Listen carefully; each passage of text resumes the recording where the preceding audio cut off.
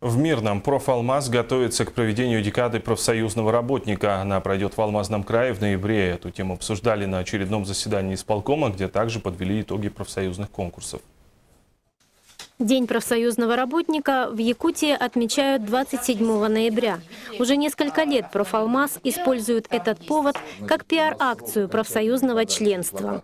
В этом году в ноябре в очередной раз пройдет яркий спортивный праздник, где будут соревноваться команды профактивов со всех подразделений Алроса.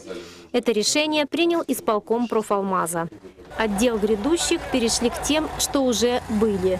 Подвели итоги мероприятий, которые профалмаз проводил осенью. Конкурс профессионального мастерства среди водителей профактив оценил как удачный проект.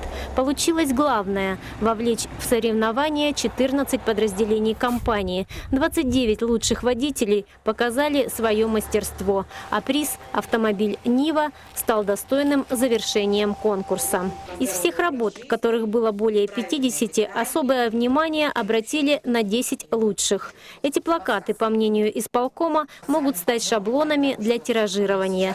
Их выполнят в компьютерной графике и планируют разместить в медпунктах Алроса.